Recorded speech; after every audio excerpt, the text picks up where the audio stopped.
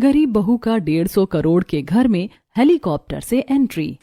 दोपहर के समय तेज गर्मी में कुछ लोग अपने घर में सो रहे थे तो कुछ खेत में काम कर रहे थे। इतने में ही आसमान से एक हेलीकॉप्टर की तेज धड़ धड़ धड़ धड़ आवाज गूंजने लगती है। हेलीकॉप्टर के आने से आसपास की चीजें कांप रही थी तो कुछ सूखे कपड़े उड़ गए थे जैसे कि आंधी आ रही हो। अरे हमारे गांव में हेलीकॉप्टर कैसे आ सकता है? अरे कहीं कोई मंत्री तो नहीं आ रहा है? अरे मंत्री का कैसे हो सकता है, ये तो किसी गरीब के घर के आगे मंडरा रहा है। सब लोग काफी हैरान थे। इतने में वो हेलीकॉप्टर एक गरीब घर के सामने वाले खाली खेत में नीचे आता है और उसमें से 2 बॉडीगार्ड जिनके हाथ में सामान थे और 2 बॉडीगार्ड छाता लिए उतरते हैं। फिर उसमें से लड़का उतरता है जो छाते की छांव में होता है और तभी अंबिका बाहर आती है। आप यहाँ? अरे ये इसे कैसे जानती है? गांव के सभी लोग हैरान थे कि आखिर हेलीकॉप्टर में बैठकर आने वाला शख्स एक गरीब झोपड़ी के आगे क्यों रुका और अंबिका उसे देखकर हैरान क्यों हो गई थी। क्या दोनों एक दूसरे को पहले से ही जानते थे? आइए ये जानने के लिए कहानी में कुछ समय पीछे चलते हैं, जहां चिलचिलाती धूप में गांव की सूखी पगडंडी से टूटी चप्पल पहने अंबिका सिर पर पानी का घड़ा रखकर घर लौट रही थी। पसीने से चेहरा लाल था। हाय राम, कितनी गर्मी है, मेरे तो पैर जलने को आए हैं इस टूटी चप्पल में भी। क्या अंबिका दीदी तुम्हारी मत की फोड़ दूं? अगर ऐसा नहीं चाहती हो तो चुपचाप से जल्दी बाहर आ जाओ, खेलने का टाइम हो गया है। अरे घर पर मटकी तो रख कर आने दे। आती हूँ, गर्मी में पानी से मजाक मत करो, वैसे ही बड़ी मुश्किल से पानी लाई हूँ। अंबिका घर के अंदर पानी का मटका रखती है, तब उसकी माँ खाना बनाकर उसे देती है। हे भगवान, बहुत तेज गर्मी हो रही है, मैंने थाली लगाती है, खाना खा ले। नहीं माँ, अभी नहीं, मुझे 10-15 मिनट लगेंगे, रुको। अरे 10-15 मिनट क्यों लगेंगे, पहले 2 रोटी खा ले, सुबह से धूप में पिस रही है। माँ भी नहीं, पहले पिट्ठू जीतना है, आज मुन्ना की टीम की नाक में दम करना है, वरना मुझे चिढ़ाता रहेगा। दीदी मैं भी चल रही हूँ। अंबिका अपनी छोटी बहन और मोहल्ले के बच्चों के साथ बाहर भागती है। 7 पत्थरों का पिट्ठू सजता है। गर्मी इतनी की जमीन तवी जैसी, लेकिन बच्चों का जोश आसमान पर था। अंबिका आज हार गई ना तो कल मेरी बकरी चरानी पड़ेगी, पूरे गांव वालों को बता दूंगा। अभी तो मैंने खेल शुरू किया है, तेरी तो दाल ही नहीं गलेगी। कौन सी बकरी, कैसे बकरी चराना? दीदी आज तो हरा ही दो इस बिंदु को। मोनिका, राजू, तुम भी देखते रहना कौन चीटिंग कर रहा है। अंबिका जोर से गेंद मारती है, पिट्ठू गिरता है, लेकिन गेंद सीधे पास खड़े हलवाई की लस्सी पर जा लगती है, जिससे लस्सी का जग हलवाई वाले के चेहरे पर छलक जाता है और उसे देखकर आसपास के गांव वाले और बच्चे तेज तेज हंसने लगते हैं। हवाई अंकल, आप तो लस्सी से गोरे हो गए हो। हाँ, धूप में काले जो हो गए थे। अरे बताऊं अभी, बदमाश कहीं के। अंकल आप रात को भूत बनकर मत डराना, आपकी शक्ल ऐसी हो गई है। ये बच्चा भी ना बहुत शरारती है। अरे ओ चंचल टोली, मेरी लस्सी का कबाड़ा कर दिया, अब मेरे नुकसान को कौन पूरा करेगा? काका गुस्सा थूक दीजिए, गर्मी में लस्सी गई तो क्या, मैं आपके लिए ग्राहकों की लाइन लगा दूंगी। आसपास के लोग हंस पड़ते हैं। इतनी तेज गर्मी में भी अंबिका अपने घर से जोकर वाली ड्रेस पहनकर आ जाती है और लस्सी का गिलास लेकर नाचने लगती है। आओ सभी लोग आओ, गर्मियों में ठंडी ठंडी लस्सी पियो। 40 के ग्लास पर छोटा लस्सी का ग्लास फ्री पाओ, आओ। अंबिका जोकर के भेष में सबको हंसाकर हलवाई वाले की सारी लस्सी खत्म करवा देती है। वाह बेटिया, तू हमेशा की तरह अपनी समझदारी दिखाती है। अरे तूने मेरी सारी लस्सी खत्म करवा दी। पहले मेरी तरफ से एक लस्सी तेरे लिए और ये दूसरी लस्सी का गिलास तेरे घर वालों के लिए। अरे नहीं काका, इसकी कोई जरूरत नहीं है, मैंने तो दिल से ये सब किया। मुझे सब पता है, अब इनकार मत कर। चल तू भी अपनी गर्मी भगा ठंडी ठंडी लस्सी पीकर। शुक्रिया काका। तब अंबिका और उसकी बहन एक एक लस्सी का गिलास पकड़कर घर के अंदर जाते हैं। तब आसपास की पड़ोसन बात करती हैं। बताओ, ये लड़की अपने आसपास के लोगों को कितना हंसाती है, कितना खुश रखती है। बच्चों के साथ बच्ची बन जाती है, बड़ों के साथ समझदारी दिखाती है, लेकिन इसकी मुस्कुराहट के पीछे का दर्द कोई नहीं जानता। घर में सबके लिए कितना कुछ करने की कोशिश करती है।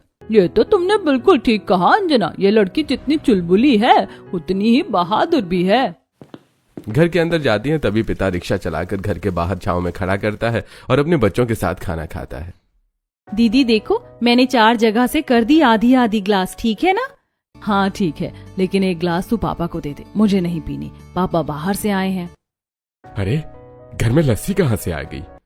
ये आपकी बड़ी लड़की है ना, आप तो जानते ही हैं इसको। बस हलवाई वाले ने इसे इसके कर्तव्य के इनाम में लस्सी दे दी। अपने हक की चीज और कितना बांटेगी। अपने सपने भी तो हमारे लिए अधूरे छोड़ दिए, कम से कम लस्सी तो पी ले।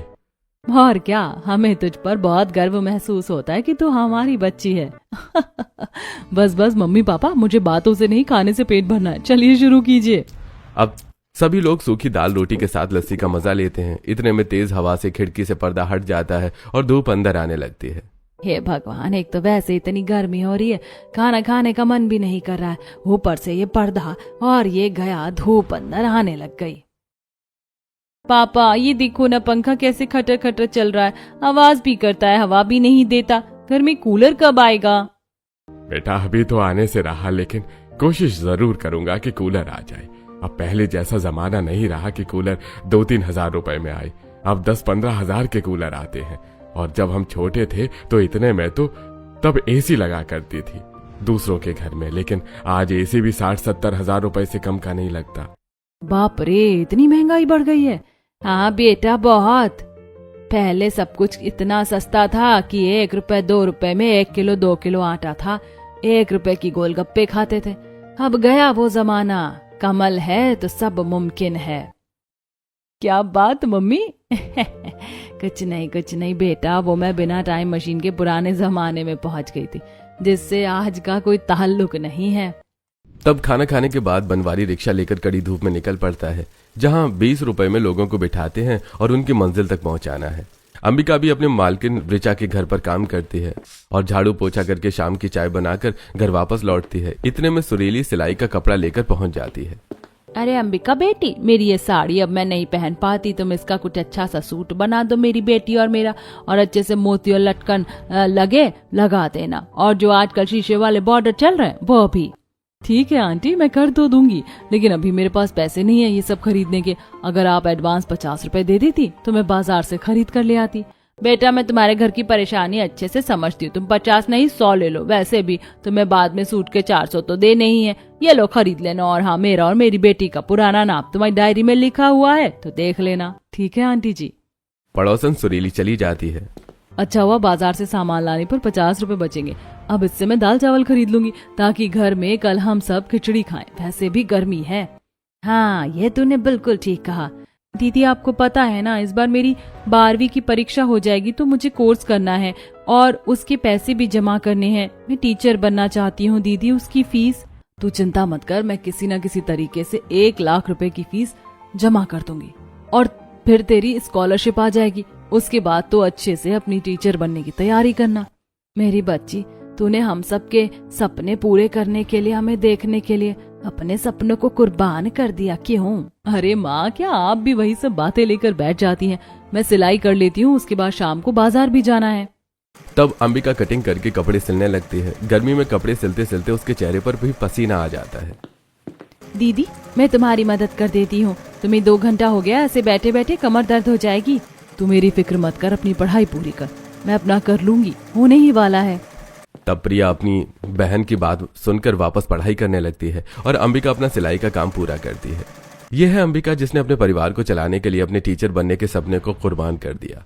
कुछ समय पहले घर में पैसे नहीं थे। अंबिका की 12वीं कक्षा पास हो चुकी थी, लेकिन घर में हालात इतने मजबूर थे, माँ बीमार, बहन छोटी, पिता पर ठीक से कोई काम नहीं था, जिसके चलते अंबिका दूसरों के घरों में झाड़ू पोछा करने लग गई। और इसके बाद वो घर जाकर थोड़ी बहुत सिलाई करती है और उसमें से भी टाइम बच जाता था तो 2 घंटा शाम को 8 बजे तक बच्चों को ट्यूशन भी पढ़ाती थी। दीदी मुझे ये वाली मात्रा नहीं आ रही है, कैसे याद करूं? बहुत आसान है राजू, जैसी मात्रा है वैसे ही शब्द से आवाज भी निकलती है, जैसे कि अनार। अनर तो नहीं है तो आ की मात्रा पर जोर दो बोलने पर। यही सब करके वो थोड़े थोड़े पैसों से अपने पिता को एक रिक्शा दिला देती है और घर का खर्चा चलाती है। उसके पिता उसके बाद रिक्शा चलाने लग जाता है और वो अपना काम करती है। बहन की पढ़ाई और घर के राशन का खर्चा उठाती है। खैर, सिलाई करने के बाद वो शाम को बाजार जाकर सिलाई से जुड़े कुछ जरूरी सामान लेकर वापस आ जाती है और फिर आकर बच्चों को ट्यूशन पढ़ाती है। दिन ऐसे ही गर्मी में बीत रहे थे, जहां 2 वक्त की रोटी मुश्किल से खाई जाती थी। सुबह 8 बजे अंबिका मालकिन के घर काम करने चली जाती है और उसके पेड़ पौधों में पानी देती है। अरे तुम्हारा ये काम तो हो गया है, तो कुछ स्ट्रॉबेरी शेक और सैंडविच बना दो। आज मुझे लाइट ब्रेकफास्ट करना है और उसके बाद मुझे मेरा पूरा रूम क्लीन चाहिए। जी दीदी, करती हूँ। तब अंबिका वहां से रसोई में जाकर स्ट्रॉबेरी धोकर स्ट्रॉबेरी शेक बनाती है और फिर सलोनी और उसके हस्बैंड का टोफू सैंडविच ब्रेकफास्ट तैयार करके डाइनिंग टेबल पर लगा देती है। कुछ भी बोलो, तुम खाना पीना बहुत अच्छा बनाती हो। यहाँ पर आकर सीख गई हो नई नई चीजें। ये तो है मालकिन। अब वो मैं कह रही थी कि फ्रिज में नींबू, हरी मिर्च और टमाटर खत्म हो गए और मैंगो भी नहीं है। रात को रोज आप डिनर में मैंगो खाते हो ना? अरे हाँ, मुझे तो याद ही नहीं था। और सुनो, पालक पनीर बनाना बहुत टाइम हो गया है। ये लो पैसे और बाजार से जाकर सामान ले आओ। जो पैसे बचेंगे उसके फ्रूट्स खरीद कर तुम अपने घर ले जाना, गर्मी बहुत है। शुक्रिया मालकिन। वो मैं बोल रही थी, इतनी धूप हो रही है, छाता मिल जाता तो। तुमसे जितना प्यार से बात कर लो तो उतना ही सर पर चढ़ती हो। छाता वाता नहीं है, बिना छाते के चली जाओ, गल नहीं जाओगी धूप में। यहाँ से जब अंबिका कड़ी धूप में बाजार के लिए निकल जाती है तो धरती भी ऐसी गर्म होती है जैसे कि आग उगल रही हो। ये तो शुक्र है मैंने अपनी चुन्नी सर पर रख ली, वरना इस धूप में किसी की भी तंदूरी चिकन बन जाए। उफ, ये गर्मी। अंबिका नींबू खरीदने के लिए रोड क्रॉस करने वाली होती है। इतने में उस रोड पर एक गाड़ी से बच्चा भागते हुए फेरी वाले के पास निकल जाता है और सामने से ट्रक भी आता है। तभी मौके पर अंबिका उस बच्चे को बचा लेती है और खुद की कोहनी पर चोट लगा लेती है। अरे बच्चे, तुम ठीक तो हो? तुम्हें ऐसे निकलकर नहीं भागना चाहिए। अरे आंटी, मैं ठीक हूँ, लेकिन आपको चोट लग गई। वो आंटी, मेरा मतलब सॉरी, ये बच्चा आपको आंटी बोल रहा है। टिंकू दीदी बोल।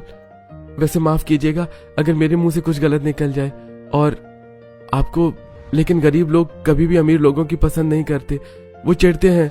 तो हमारी आपने मदद क्यों की?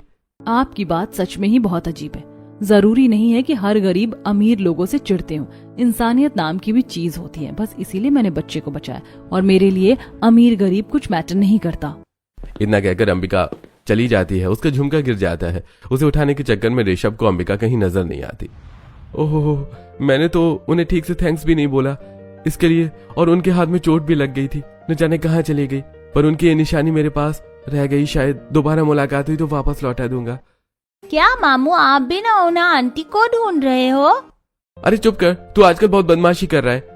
क्या जरूरत थी इस तरह से रोड पर भागने की? तुझे चोट नहीं लगी, लेकिन उनको तो चोट लग गई ना।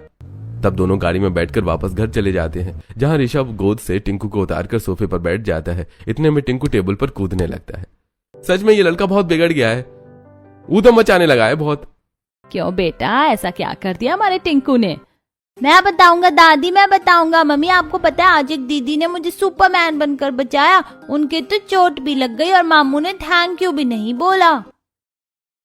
क्या? शुक्र है तू बच गया। लेकिन ऋषभ, तू क्या कर रहा था वहाँ पर? इसका ख्याल नहीं रख सकता था? अरे दीदी, मैं वही तो बता रहा हूँ, ये बहुत शैतानी करने लग गया है। कार खोलकर सड़क पर भाग गया। वो तो अच्छा हुआ उस लड़की का, वो भली लड़की, उसने बचा लिया। मैं उसको जब तक शुक्रिया अदा करता वो चली गई। अरे भैया, कौन लड़की थी वो? कैसी थी? बता तो करते ताकि हम उसका शुक्रिया अदा करते। क्या बताऊं कैसी थी? वो एकदम शांत स्वभाव की, किसी का एहसान न लेने वाली, सूझबूझ की सुलझी लड़की लगी एकदम। ओह भैया, तो 2 मिनट में आप इतना भी समझ गए उसको? कहीं आपको पसंद तो नहीं आ गई? अरे चुप कर तू, कुछ भी मत बोल। अरे जरूर कोई गरीब घर की होगी। भाई, तूने मेरे बच्चे की जान बचाने के लिए उसके हाथों में पैसे की गड्डी तो नहीं थमा दी ना? अरे क्या दीदी, आप भी कैसी बातें कर रही हो? उसने थैंक यू शब्द नहीं सुना। पैसे तो बहुत दूर की बात है। कुछ ज्यादा ही अच्छा नेचर लगा मुझे तो। भले ही गरीब हो, पर पैसों की लालची तो नहीं लगी। अरे तो इन गरीब लोगों की शक्ल पर मत जाया कर, देखने में मासूम होते नहीं है। अरे ओके, शांत हो जाओ बच्चों। मैं तो ये सोच रहा हूँ, अभी इस घर में इस 150 करोड़ के घर की बहू लाने का समय आ गया है। मनोरमा रिश्ता देखना शुरू करो इसके लिए। हाय दैया, इसके लिए रिश्ता देखना शुरू तो कर दिया था मैंने।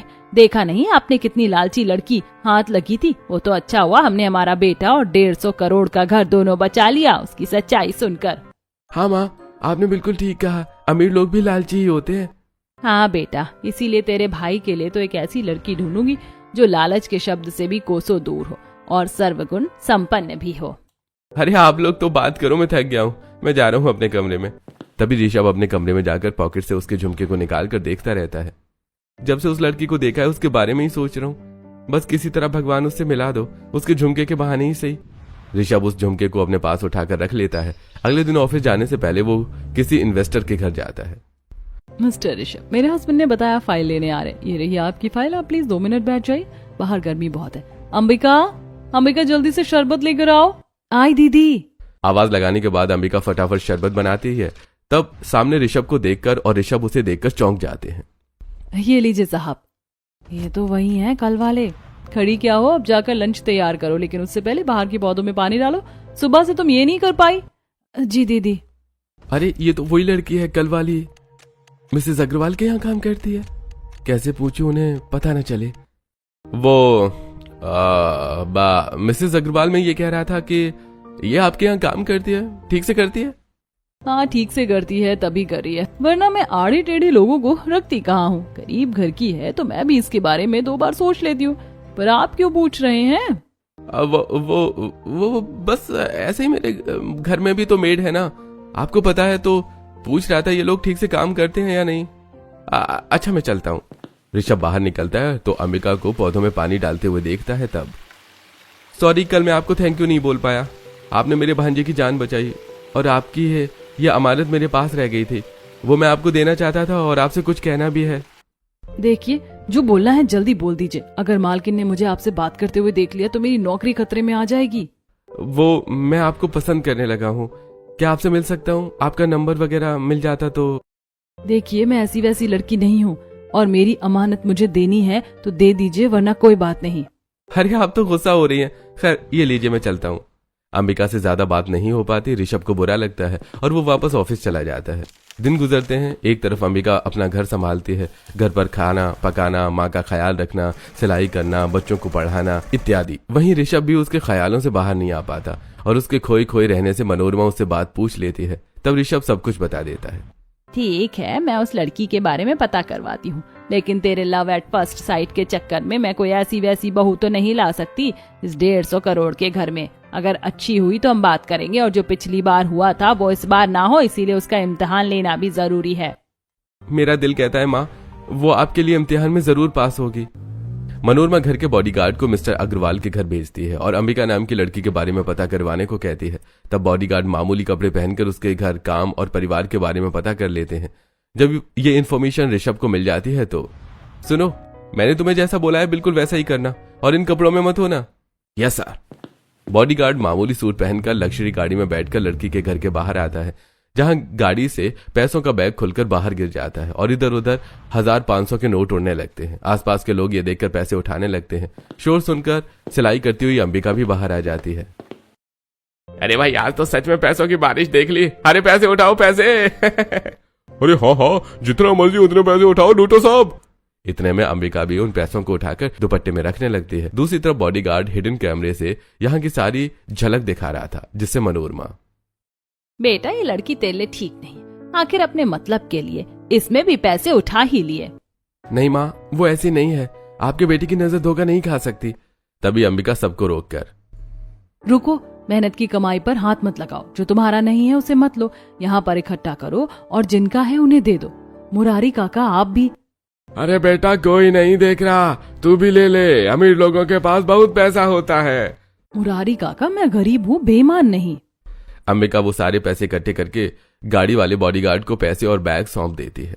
तुम एक बहुत अच्छी लड़की हो, चाहे तो इसमें से कुछ पैसे ले सकते हो, आखिर तुम्हारी भी जरूरतें होंगी, घर में दवाई, खर्चा पानी या फिर और कुछ। मेरे घर की जरूरतें मैं खुद पूरी कर सकती हूँ। गलत रास्ते की दौलत 2 दिन चमकती है, फिर पूरी जिंदगी आंखें झुकाती है। आप जा सकते हैं।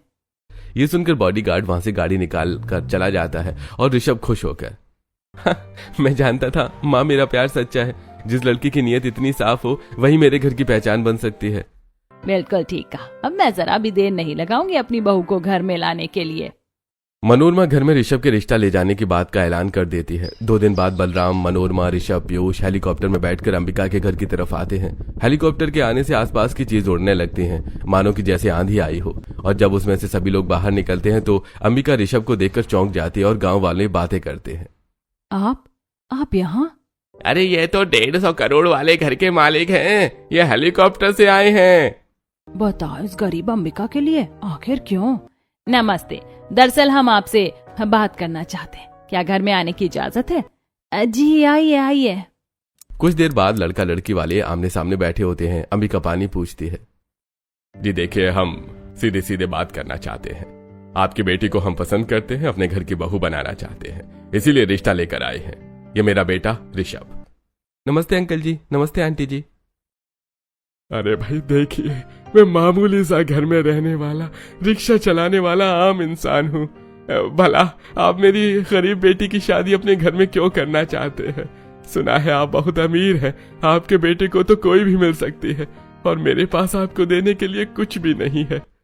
अरे अरे समधी जी, ऐसा मत कहिए। आपके पास एक ऐसी हीरे जैसी बेटी है जो सिर्फ आप ही हमें दे सकते हैं। हमें और आपसे कुछ भी नहीं चाहिए। हमारे बेटे को कोई भी मिल जाएगी, लेकिन आपकी बच्ची जैसी नहीं। हमने आपके बारे में पता किया है और फिर आपकी बच्ची ने हमारी नाती की जान बचाई थी, इसीलिए हम आपकी बिटिया चाहते हैं। कुछ ही देर में लड़का लड़की वाले आपस में बात करते हैं और फिर बनवारी अपनी बेटी के लिए हाँ कर देता है। उसके बाद मनोरमा अपनी बहू को शगुन में शादी का लहंगा, 16 श्रृंगार के सामान, मिठाई इत्यादि दे देते हैं। माँ दीदी चली जाएगी तो इस घर को कौन संभालेगा? चुप कर अभी। मुझे इसका भी इंतजार करना होगा। फिर वो सब लोग वापस हेलीकॉप्टर में बैठकर अपने घर आ जाते हैं, जहां पिंकी नाराज होती है। माँ मेरे भाई की शादी उस 2 कौड़ी की गरीब लड़की से तय करके आ गए और मुझे भी नहीं लेकर गए। दीदी प्लीज, वो मेरी वाइफ बनने वाली है, मैं उसके बारे में कुछ नहीं सुनूंगा। वैसे भी आपको वहां बहुत गर्मी लगती है। कुछ दिनों में शादी की तैयारियां शुरू हो जाती हैं। 150 करोड़ का शानदार घर लाइट और फूलों से सजा हुआ था। पर फिर 2 हफ्ते बाद ऋषभ की शादी धूमधाम से अंबिका से हो जाती है। विदाई के समय माता पिता से गले लगने के बाद अंबिका हेलीकॉप्टर में बैठ जाती है। उसे पहली बार बहुत अच्छा महसूस होता है और वो उसी में बैठकर अपने ससुराल आती है, जहां ऊपर से 150 करोड़ का घर किसी सोने के महल जैसा चमक रहा था। बाहर संगमरमर के फव्वारा लगे थे। आसपास लग्जरी 10-12 गाड़ियां खड़ी थी। चांदी की बालकनी बनी हुई थी। बाप रे, मैं तो सोच भी नहीं सकती कि मेरा ससुराल 150 करोड़ का इतना आलीशान होगा। अरे अब सोचना क्या है, रोज खुली आंखों से देखो और उसे स्वीकार करो। तुम इस घर की बड़ी बहू हो। हाँ भाभी। थोड़ी देर में हेलीकॉप्टर नीचे उतरता है, जहां जहां 50 नौकर उसके स्वागत के लिए खड़े थे। जैसी अंबिका आगे चलती है, उस पर गुलाब की पंखुड़ियों की बरसात हो जाती है। फिर 21 शंख और ढोल नगाड़े बजाए जाते हैं। ऋषभ, मुझे तो ऐसा लग रहा है किसी महारानी का स्वागत कर रहे हैं। अरे 150 करोड़ की मालकिन क्या महारानी नहीं है? आओ बहू। फिर अंबिका चौखट पर पहुंचती है, जहां सास हीरे की थाल लेकर आरती के लिए खड़ी होती है। बाप रे, माँ जी मेरे लिए इतना सब करने की जरूरत नहीं है। अरे बहू, तुम हमारे घर की लक्ष्मी हो। तुम्हारा स्वागत भी हेलीकॉप्टर से हुआ है। अब फीका फीका स्वागत थोड़ी कर सकते हैं हम तुम्हारा। अरे तो सुपरमैन वाली आंटी है, अब तो और मजा आ जाएगा। गरीब आ गई हमारे घर में। पिक्की भास्कर और टिंकू बेटा, ये तुम्हारी मामी है, आंटी नहीं। अच्छा मामी, नमस्ते मामी। अब तो हम रोज खेलेंगे। मैं गर्मियों की छुट्टी में अपने नाना के घर पर रुका हूँ। ठीक है बेटा, जाओ बहू, अब तुम आराम कर लो। रोबोट 21 ऋषभ के कमरे में ठंडा केसर का दूध पहुंचाओ। Command accepted. अंबिका घर के अंदर आती है तो इटालियन मार्बल, क्रिस्टल झूमर, गोल्डन सीढ़ियां, प्राइवेट थिएटर, मंदिर में सोने की घंटियां और बहुत कुछ देखने के बाद अपने कमरे में जाती है। ऋषभ जी, तो ऐसा लगता है जैसे मैं किसी स्वर्ग में पहुंच गई हूँ। अरे बस करो, कितनी तारीफ करोगे, आराम करो। तब अंबिका भी आराम करती है। लग्जरी बेड पर उसे सुकून वाली नींद आती है। अगले दिन अपने ससुराल में नई नवेली बहू की तरह तैयार होकर मॉड्यूलर किचन में खाना बनाती है, जहां रोबोट और कई नौकर उसकी मदद करते हैं और फिर सब उसके हाथ का खाना खाकर खुश होते हैं, अनेक उपहार देते हैं। बहुत बढ़िया बहू, बहुत अच्छा खाना बनाया तुमने। हाँ बहू, तुम्हें अपना तोहफा तो पसंद आया ना? हाँ माँ जी। माँ, इतनी तारीफ करके इसे चने के झाड़ पर मत चढ़ाइए। अरे बस करो ना दीदी, मुझे पता है धीरे धीरे आप भी अंबिका को एक्सेप्ट कर लोगे। मामी, मामी आप मुझे अपने हाथ से खाना खिलाओ ना, और मेरे साथ खेलोगे ना? टिंकू महाराज, क्यों नहीं, ये लो चॉकलेट दूध पी लो। अंबिका टिंकू को अपने हाथ से खाना भी खिला देती है और उसके साथ खेलती भी है। वहीं ऋषभ भी बॉडीगार्ड से कहकर कोई सस्ता लोन दिलवाकर बनवारी की आम के जूस की दुकान खुलवा देता है, जिससे कि उसकी बहुत बिक्री हो। और वाकई में कुछ ही दिनों में उसकी बिक्री होने लगती है, जिससे ऋषभ को भी उसके मायके के खर्च चलने का संतोष रहता है। पर वो अंबिका को कुछ नहीं बताता। वहीं अंबिका भी अपने ससुराल में खुश थी। सास ससुर का ख्याल रखती है, नौकरों की भी मदद करती है, लेकिन उसकी वाहवाही से पिंकी बिल्कुल भी खुश नहीं होती। इसलिए वो उसके कमरे में अपना एक्सपेंसिव हार छुपा देती है। अब देखती हूँ मेरे डायमंड नेकलेस के इल्जाम से ये कैसे बचती है। शाम को पार्टी में जाने के लिए सब तैयार होते हैं, लेकिन पिंकी तमाशा कर देती है। मम्मी पापा, मुझे नहीं जाना किसी पार्टी में। मेरा डायमंड नेकलेस चोरी हो गया है और मुझे पता है ये चोरी इसने ही की होगी। आखिर ये गरीब घर की जो है। नहीं दीदी, मैं क्यों चोरी करूंगी? मुझे माँ जी ने इतने सारे दिए हैं, मैं अभी तक वही पहन नहीं पाई हूँ। तुम अपनी बकवास बंद करो और माँ इसका कमरा चेक कर लेते हैं। पिंकी उसके कमरे में घुसकर सामान ढूंढने की एक्टिंग करती है और फिर डायमंड का हार सामने ले आती है। देखो, मुझे पता तो था ऋषभ, तुझे इस गरीब लड़की से शादी नहीं करनी चाहिए थी। ये 150 करोड़ के घर में नौकरानी बनने के लायक भी नहीं है। दीदी आप बड़ी हो इसलिए मैं लिहाज कर रहा हूँ, लेकिन मुझे पता है ये उसने नहीं किया। मैंने माँ जी बाबा जी नहीं किया, मैं क्यों करूंगी? मुझे पैसों का लालच नहीं है। ठीक है, अंबिका ने चोरी की है तो कमरे में लाते हुए दिख जाएगी। रोबो 21 यहाँ का कैमरा दिखाओ। तभी रोबोट 21 कमांड एक्सेप्ट करके अपनी स्क्रीन पर कमरे की फुटेज दिखाता है, जिसमें साफ साफ पिंकी नजर आती है और घर वाले शॉक्ड होते हैं। मुझे शर्म आती है पिंकी, तूने इतनी घिनौनी हरकत करी अपनी नई भाभी के साथ। दीदी आप भूल गई, इस 150 करोड़ के घर में कैमरे भी लगे हुए हैं, थोड़ी चालाकी करनी चाहिए थी आपको। इस तरह पिंकी का सबके सामने मुंह बन जाता है और कोई भी पार्टी में नहीं आता। घर के माहौल को ठीक करने के लिए ऋषभ और पीयूष फार्म हाउस जाने का प्लान बनाते हैं। मनोरमा अपनी बहू को अच्छे अच्छे कपड़ों की शॉपिंग करवाती है और फिर सब हेलीकॉप्टर में बैठकर फार्म हाउस के लिए निकल जाते हैं, जहां ऊपर से समंदर दिखता है। ऐसा नजारा तो मैंने कभी नहीं देखा ऋषभ जी। पीयूष, क्या हमारा फार्म हाउस वही है जहाँ पर छोटा सा स्विमिंग पूल दिख रहा है? भाभी आपको ऊपर से दिख रहा है, लेकिन हमारा फार्म हाउस और स्विमिंग पूल सब बड़ा है। वहां पहुंचने के बाद वो हेलीकॉप्टर से लैंड करते हैं। सच में फार्म हाउस बहुत आलीशान था। 2 दिन वो खूब मजे करते हैं, स्विमिंग पूल में घूमते हैं। अंबिका टिंकू के साथ खेलती है, ठंडा ठंडा फल खाकर वो गर्मियों का मजा लेते हैं। दूसरी तरफ तेज गर्मी की वजह से हेलीकॉप्टर से धुआं निकलने लगता है। तब अंबिका, माँ जी लगता है गर्मी की वजह से हेलीकॉप्टर में कुछ हो रहा है, धुआं निकल रहा है। इसको हमें ठीक करवा लेना चाहिए, आखिर हमें शाम को निकलना भी है। ठीक है, मैं पायलट को सर्विस के लिए बोल देती हूँ। मनोरमा पायलट को सर्विस के लिए कह देती है, लेकिन पिंकी अपने काम से पायलट को दूसरे काम से बाहर भेज देती है, जिससे हेलीकॉप्टर की रिपेयरिंग नहीं हो पाती और टिंकू खेलते खेलते हेलीकॉप्टर में बैठ जाता है। कुछ ही देर बाद वहां इतनी आग लग जाती है कि टिंकू के रोने की आवाज आती है और सब वहां पहुंचते हैं। मम्मी मम्मी बचाओ, बहुत गरम गरम लग रहा है, ताता हो रहा है, मम्मी बचाओ। टिंकू, मेरे बच्चे पे कैसे बचाओ, मुझे डर लग रहा है। जल्दी से फायर एक्सटेंशन लेकर आ। टिंकू बेटा घबराओ नहीं, मैं आ रही हूँ। पीयूष फायर एक्सटेंशन लेकर आता है। इतने में झुलसती आग में अंबिका इसी तरह चढ़कर टिंकू को बाहर लेकर आती है, जिसमें उसका पैर भी जल जाता है और मनोरमा टिंकू को गले से लगा लेती है। बेटा तू ठीक तो है ना? हाँ नानी, आज मुझे मामी ने दोबारा से सुपर वुमन बनकर बचा लिया। मम्मी तो आई नहीं। उस बेचारी का पाँव जल गया। पिंकी, तुझे शर्म है या नहीं? अपने बच्चे को बचाने के लिए भी तू उस हेलीकॉप्टर से कूद नहीं सकती थी? माँ तो न जाने क्या क्या कर देती है अपने बच्चों के लिए, लेकिन ये काम भी उसने किया जिससे तू सबसे ज्यादा नफरत करती है, अंबिका ने। मुझे एहसानमंद होना चाहिए, लेकिन अभी भी तू सुधरेगी थोड़ी और उसका ख्याल नहीं रख सकती थी। हेलीकॉप्टर खराब था। मेरी गलती है माँ, मुझे माफ कर दो। मैं टिंकू का ख्याल रख नहीं पाई और सर्विस भी मैं नहीं रोकी थी। मेरे आंखों से घमंड की पट्टी उतर गई। अंबिका, मुझे माफ कर दो। मैं हमेशा तुम्हें नीचा दिखाया, एक बार नहीं 2-2 बार तुमने मेरे बच्चे की जान बचाई, इसके लिए शुक्रिया। दीदी, शुक्रिया कहकर जलील मत कीजिए, आखिर ये भी तो मेरा ही परिवार है। पता नहीं वहाँ मम्मी पापा कैसे होंगे मेरे आने के बाद। चिंता मत करो, वहाँ पर बिल्कुल ठीक है। तुम्हारे पापा अब रिक्शा नहीं चलाते, मैंने इनडायरेक्ट तुम्हें बिना बताए उनकी मदद कर दी थी, वो दुकान चलाते हैं। थैंक यू ऋषभ जी, आप बहुत अच्छे हैं। बस बस बहू, अब रोने मत लग जाना। दूसरा हेलीकॉप्टर आ रहा है, तुम्हारे घर वालों को भी हम यहाँ बुला रहे हैं। कब से मिली नहीं हो। ये सुनकर अंबिका बहुत खुश हो जाती है और दूसरे हेलीकॉप्टर से उसके माता पिता और बहन फार्म हाउस पर आते हैं और वो भी अपनी बेटी के साथ गर्मी की छुट्टियों के मजे करते हैं। दोस्तों, क्या आप भी हेलीकॉप्टर में बैठना चाहते हैं? कमेंट करके हमें जरूर बताएं।